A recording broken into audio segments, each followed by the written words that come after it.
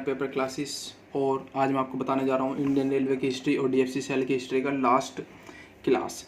मैंने इसमें कुछ इंपॉर्टेंट क्वेश्चन लिए हैं, जबकि मेरी जो इंडियन रेलवे की हिस्ट्री और डीएफसी सेल की हिस्ट्री वो कल जो मैंने कराई थी उसमें मेरी खत्म हो गई थी। पर कोई बात नहीं, मैंने कुछ इंपॉर्टेंट फैक्ट ले लिए हैं जो कि हमारे रेलवे से रिलेटेड है। ठीक है ना, जैसे आप समझ सकते हो कि जीके के कुछ क्वेश्चन।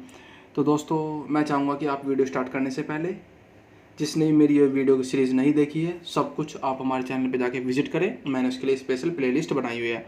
तो दोस्तों मैंने अपनी जो थी ना डीएफसी सेल की हिस्ट्री, इसमें आपके टोटल कितने क्वेश्चन आने हैं दोस्तों? 24 क्वेश्चन आने हैं। ठीक है, तो उन 24 क्वेश्चनों में से मैंने लगभग ओरिएंटेड है कि 90% जो मैंने अपने नोट्स में कराए हैं, 90% तो मैंने अपने नोट्स में करा दिए हैं, कौन कौन से किस तरीके से क्या क्या आएगा। बाकी 10% तो सभी को भैया आपको पता ही होता है कि कुछ नहीं पता कि क्या दे दें। तो 90% तो आप कर ही सकते हो ना।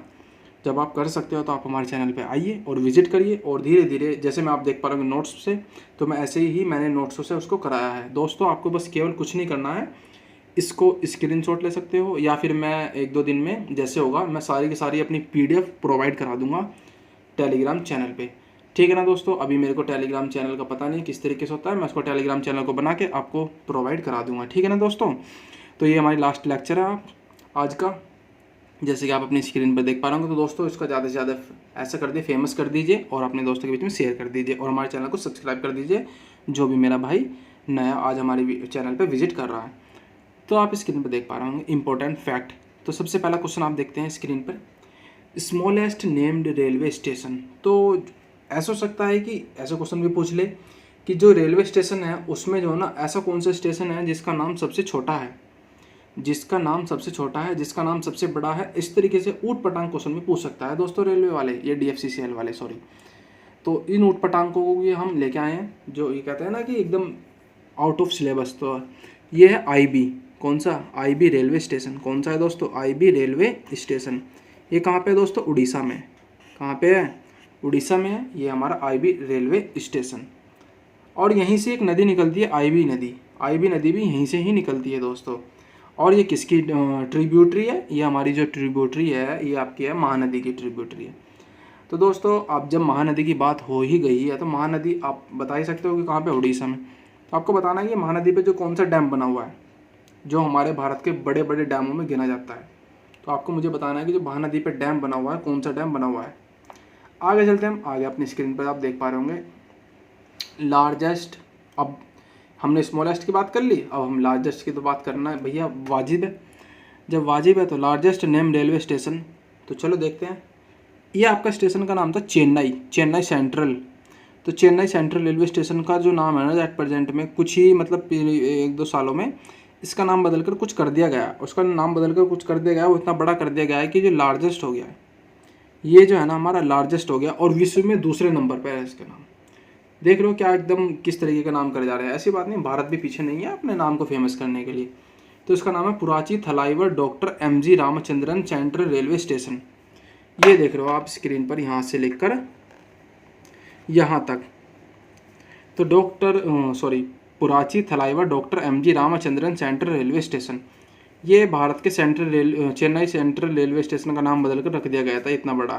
तो ये डिजिट में, अगर आपको देखना है कि डिजिट में कंपटीशन हो रहा है दोस्तों, कि किस रेलवे स्टेशन का नाम ज़्यादा बड़ा है और कौन से रेलवे स्टेशन का नाम ज़्यादा छोटा है। ये मैंने अलग से फैक्ट लिया है क्वेश्चन के उटपटांग जिसे कह देते हो आप क्वेश्चनों को, तो क्यों ना इनको भी कर लिया जाए। तो ये कौन सा आ गया दोस्तों? Ramachandran central railway station. आप याद रख लेना रामचंद्रन, क्या नाम रखना है आपका? MG रामचंद्रन। अब बस ये याद रख लेना कि कौन से स्टेशन का नाम बदल के रखा गया है, कभी पता लगा कुछ और ही पेल के आ गए। अब ये जो आप देखते हैं विश्व में, तो विश्व में जो उसका कौन से नंबर पे? Second largest name railway station है, सेकंड नंबर पे है विश्व में। ठीक है ना, यह वर्ल्ड का जो है ना सेकंड लार्जेस्ट रेलवे स्टेशन है। ठीक है, इस तरीके का नाम के बिहाफ पे। अब देख लेते हैं कि जो वर्ल्ड में जो है वो कौन सा है फिर पहले नंबर पे जो है। तो दोस्तों वो है हमारा, क्या नाम है उसका? वेल्स में, यानी कि इंग्लैंड का है, इंग्लैंड का है। तो ये कौन सा है? इसका नाम है लानफेर, PLLGWYNG, गेलगोगोरी गेरी CHURYN, ड्रो BVW 4 बार L है। तो ये ऊट पटांग नाम है दोस्तों। ठीक है, फिर भी कोई बात नहीं, हमने देख तो लिया। कहाँ पे? वेल्स में। वेल्स कहाँ? इंग्लैंड में। कहाँ पे दोस्तों? इंग्लैंड में। ठीक है, UK के अंदर। याद है ना आपको इंग्लैंड में 2019 में क्या हुए थे हमारे? वर्ल्ड कप क्या हुआ था दोस्तों? वर्ल्ड कप जिसको किसने जीता था? इंग्लैंड ने जीता था। किसको हरा कर जीता था दोस्तों? अब आपको मुझे कमेंट बॉक्स में करके बताना है, ठीक है ना। तो क्रिकेट का वर्ल्ड कप 2019 का कहाँ पे खेला गया था? इंग्लैंड के वेल्स में ही खेले गए थे, ठीक है ना। तो ये हो गया आपका क्वेश्चन, और इसी के भी आप पे हमने एक क्रिकेट का क्वेश्चन भी कर लिया और हमारा ये भी तैयार हो गया, ठीक है। अब आगे चलते हैं हम। ये तो हो गया आपके स्मॉलेस्ट। अब देखते हैं, एक ऐप लॉन्च करी थी, इसका नाम क्या था? रेल सारथी ऐप। तो रेल सारथी ऐप जो है ना, क्या था ये माजरा, क्या था ये माजरा दोस्तों? ये है कि जो सारथी है रेल ऐप है ना, इसके बिहाफ पे हम इसमें क्या क्या कर सकते थे? इसी ऐप से हम टिकट, खाना पीना, सब कुछ जानकारी इस ऐप से हम ले सकते थे। तो ये जो ऐप थी ये इंडियन रेलवे ने लॉन्च करी थी। अब इसकी सारथी जो है ना, सारथी, अब आपको मुझे बताना है कि सारथी की फुल फॉर्म क्या है। मेन बात ये है कि सारथी की फुल फॉर्म क्या है।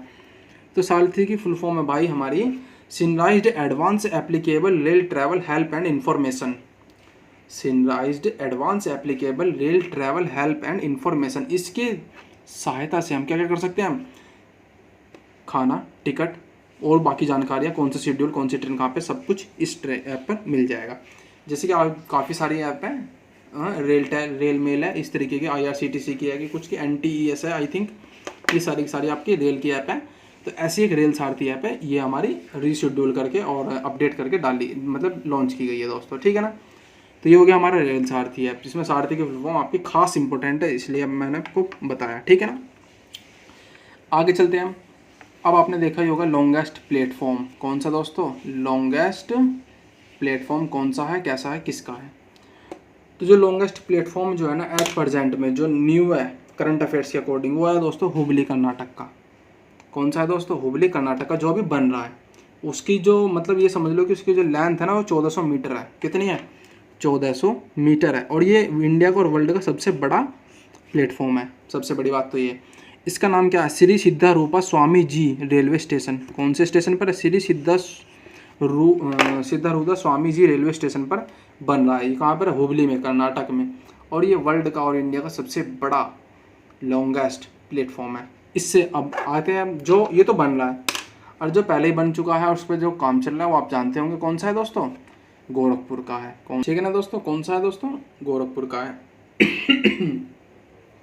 तो गोरखपुर का प्लेटफॉर्म जो ना अब तक का सबसे बड़ा है, जो कि ऑपरेशनल है।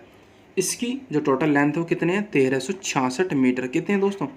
1366 मीटर। ये क्वेश्चन आपका आ चुका है, ये वाला। और दूसरी बात, ये तो आपका कई बार आ ही चुका है, इसलिए ये खास इंपॉर्टेंट है और कुछ नहीं। अब देखिए तीसरे नंबर का। अब तीसरे नंबर का प्लेटफॉर्म कौन सा है जो सबसे बड़ा है? ये है केरल का। कहाँ का है दोस्तों? केरल का है। उसका नाम क्या है? कोलम जंक्शन। कोलम जंक्शन, ठीक है ना। ये इस रेलवे स्टेशन का है। इसकी जो लेंथ है वो 1180 मीटर है। कितनी है दोस्तों? 1180 मीटर है। अब चलते हैं हम आगे। तो ये हो गया हमारा लॉन्गेस्ट प्लेटफॉर्म ऑफ इंडिया। अब आगे आपका लॉन्गेस्ट टनल रेलवे। तो रेलवे टनल जो है इसमें जो लॉन्गेस्ट है वो कौन सी है, कौन किस तरीके से है, सब कुछ देखेंगे अपनी वीडियो में। तो ये जो मैंने आपको क्वेश्चन करा रहा हूँ ये इंपॉर्टेंट फैक्ट है। अगर आपको हमारी वीडियो अच्छी लग रही है तो आप हमारे चैनल को सब्सक्राइब कर सकते हैं और दोस्तों के बीच में वीडियो को शेयर कर सकते हैं। और CRM की क्लास अब मैं आपको डालने ही वाला हूँ, तो उसके लिए आप वेट कर सकते हैं, ठीक है ना।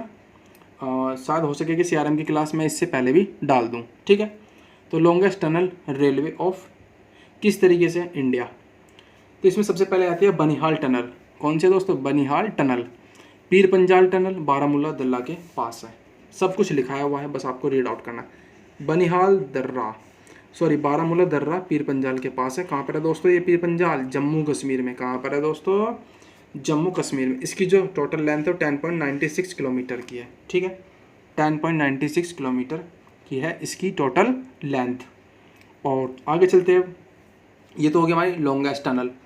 अब इंडिया की सबसे बड़ी इलेक्ट्रिक रेल टनल कौन सी है? ये भी तो आ सकता है क्वेश्चन कि इलेक्ट्रिफाइड है टोटल, वो रेल टनल कौन सी है सबसे बड़ी इंडिया की? वो है आपकी दोस्तों वेंकटाचेलम से लेकर कृष्णापट्टनम तक। वेंकटाचेलम से लेकर कृष्णापट्टनम तक है। और इसकी जो टोटल लेंथ है वो कितनी है? 6.7 किलोमीटर।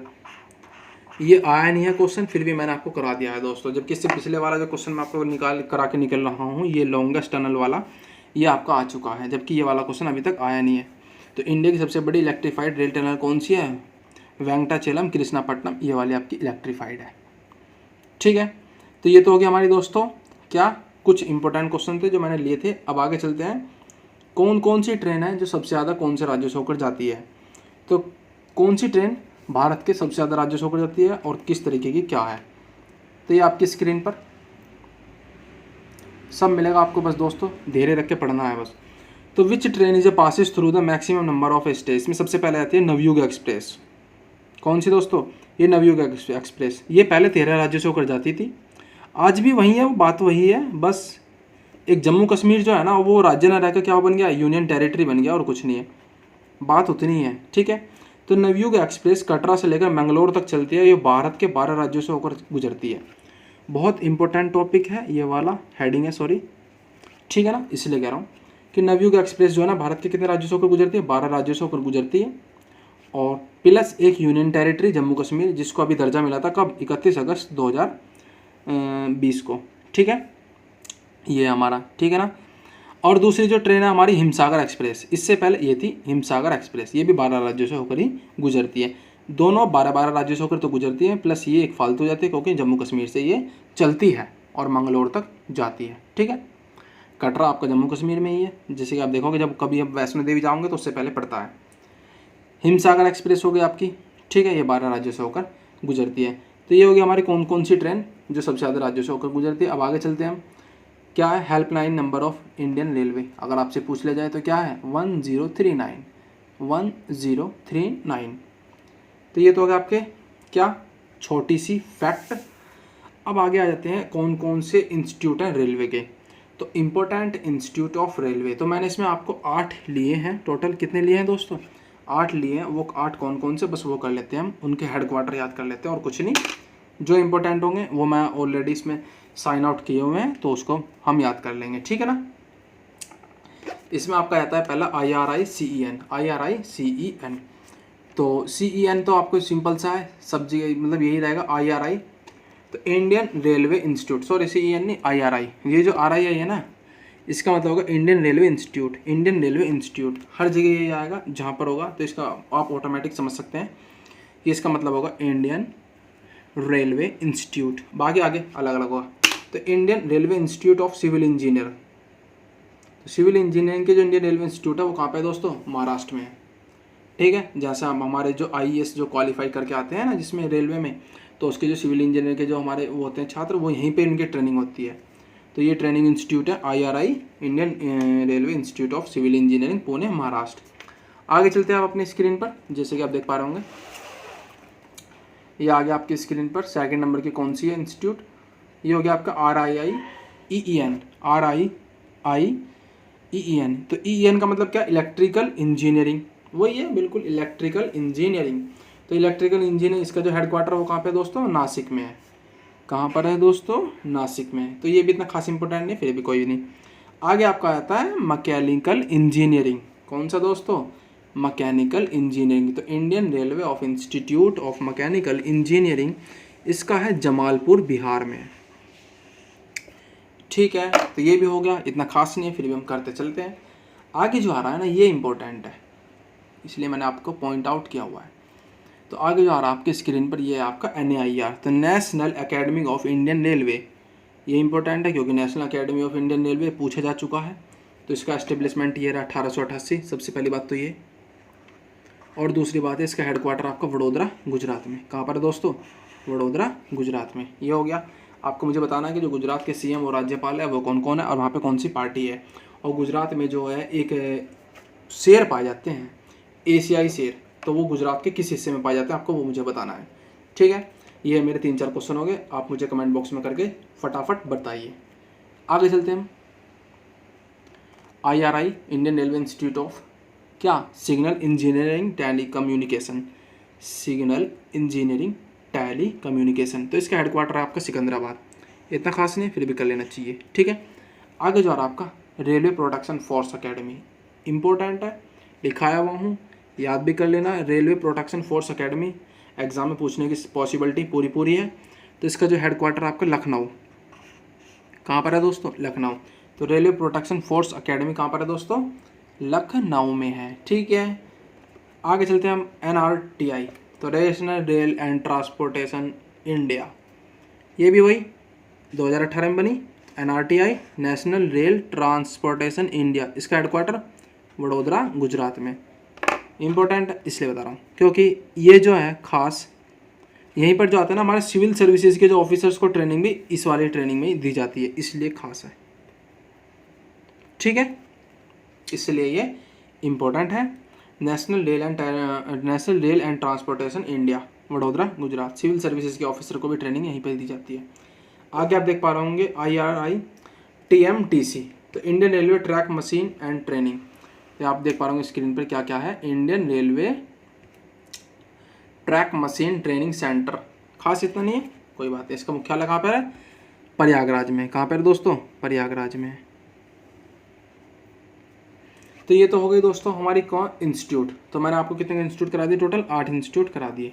ठीक, अब आगे जो कुछ इंपॉर्टेंट फैक्ट है उसे और ले लेते हैं साथ के साथ में, क्योंकि मैंने चाहता कि एक नई वीडियो मैंने बार बार इसी में हम सारा कुछ कर लेते हैं। और ये हमारी इस DFCCL की हिस्ट्री का लास्ट लेक्चर है। फिर इसके बाद में हम जो मैंने चला रखी है ऑलरेडी CRM की क्लास, उस पर कंटिन्यू रहेंगे। तो RPF, अब देख पा रहे होंगे RPF की एस्टेब्लिशमेंट ईयर क्या है, कुछ क्या किस तरीके से। तो जो RPF है ना, रेलवे प्रोटेक्शन फोर्स, जैसे कि आपने देखोगे इंडियन रेलवे की एक अपनी भी रेलवे होती है, तो उसका नाम क्या है? Railway protection force. इसकी फुल फॉर्म ये होती है। और ये जो है ना 1957 के एक्ट के तहत इसको जो है ना क्या किया गया था? एस्टेब्लिशमेंट किया गया था। इसका मोटो होता है कि अटेन ओनर। हिंदी में कहते हैं इसको, तब देख पा रहा हूँ यशो लंब सव, इस तरीके से होता है। ठीक है ना, तो अटेन ओनर यानी कि इनका काम क्या होता है? जो भी व्यक्ति होता है ना, उसको उसकी जगह पर अपना पूरा एकदम अटेंशन की फॉर्म में रखकर कि हाँ भाई अपने सब चीज़ को अपने अंडरस्टैंडिंग की तरह चलना है और अपनी जगह देखनी है, किस तरीके से रहना है, सब चीज़ से अटेंशन रहना है। ठीक है, तो ये हो गया आपका RPF रेलवे प्रोटेक्शन फोर्स। अब नेक्स्ट देखते हैं, नेक्स्ट में क्या है? जैसे कि RPF, तो ये जो RPF है ना हमारी सबसे बड़ी क्या है? ये पैरामिलिट्री फोर्सेस है। और इसमें जो ना 10% जो ना वुमेन है। कौन है दोस्तों? 10% वुमेन को हमारा पार्टिसिपेशन है। हमारी इंडियन गवर्नमेंट ने यह एक पॉलिसी थी उसमें, जिसमें महिलाओं को इससे भागीदारी दी जाए। तो इसी के ब्याह पे 10% जो है ना इसमें वुमेन है। और इसमें जो है ना किसी को भी अरेस्ट करने की जो पावर है, जैसे कि कोई भी व्यक्ति किसी को अरेस्ट कर मतलब ये पुलिस वाले जो थे रेलवे RPF वाले अरेस्ट कर सकते हैं, वो GRP के द्वारा कर सकते हैं, यानी कि गवर्नमेंट रेलवे पुलिस के द्वारा कर सकते हैं। ठीक है ना। अब क्वेश्चन ये बनता है आपकी स्क्रीन पर, RPF जो है रेलवे प्रोटेक्शन फोर्स के DGP कौन है? DG कौन है? तो उनका नाम है दोस्तों अरुण कुमार। क्या नाम है दोस्तों? अरुण कुमार है। ठीक है, ये हो गया हमारा RPF के DG। अब आगे चलते हैं रेलवे बोर्ड।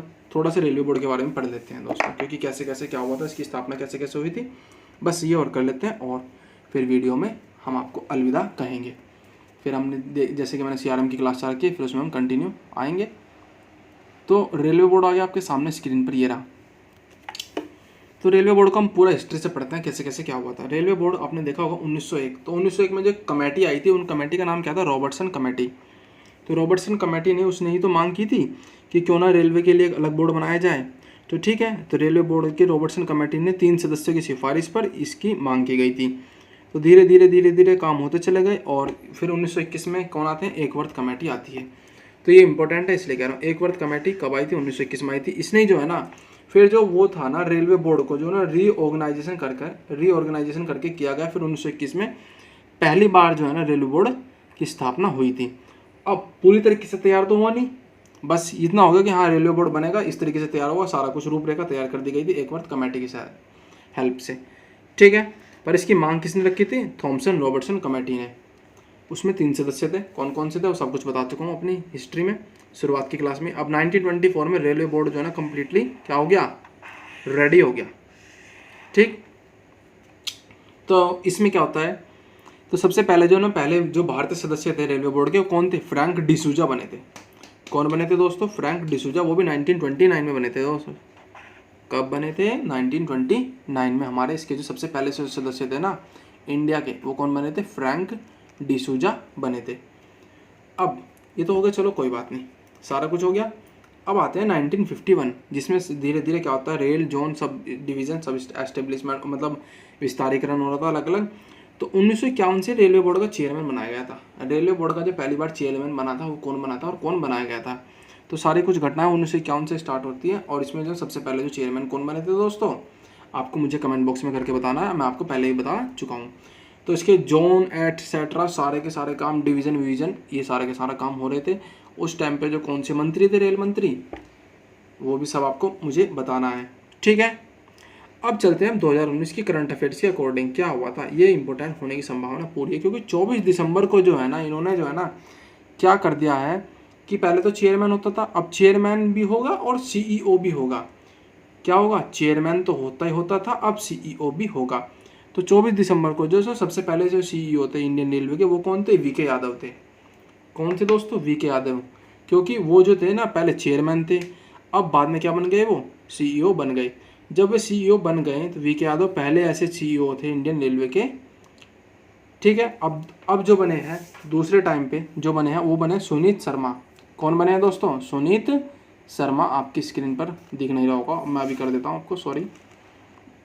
सुनीत शर्मा बने हैं अब, ठीक है। तो एट प्रेजेंट में सीईओ कौन है, सुनीत शर्मा, और इसके चेयरमैन कौन है, वीके यादव हैं। तो जब तक सुनीत शर्मा नहीं थे, यही सीईओ थे और यही चेयरमैन थे। अब सुनीत शर्मा सीईओ बन गए, तो अब वीके यादव फिर वही कौन सा पता है इनका, चेयरमैन का, वो इनके पास में वापस है। तो chairman of Indian railway board VK Yadav and CEO of Indian railway board Sunit Sharma. तो दोस्तों ये हमारी इंडियन रेलवे की हिस्ट्री का लास्ट पार्ट था, जो कि आज हमारी इंडियन रेलवे हिस्ट्री कंप्लीट हो गई है। सीआरएम की क्लास मैं डेली करा रहा हूँ, ठीक है ना दोस्तों। तो दोस्तों आप हमारे जिस भी भाई ने मेरी इंडियन रेलवे की हिस्ट्री की क्लास नहीं देखी है, वो देख सकता है, और हमारे चैनल पर आकर मैंने उसकी अलग प्लेलिस्ट बना रखी है, उसमें विजिट कर सकता है। तो थैंक यू दोस्तों, इंडियन रेलवे की हिस्ट्री और डीएफसीसीएल की हिस्ट्री में बने रहने के लिए। अब से कम 20 दिन से जो भी मेरा दोस्त, या एक हो चाहे दो हो, जिस भी भाई ने मेरी वीडियो में कमेंट किया है, उनको सभी को मेरा हार्टली थैंक यू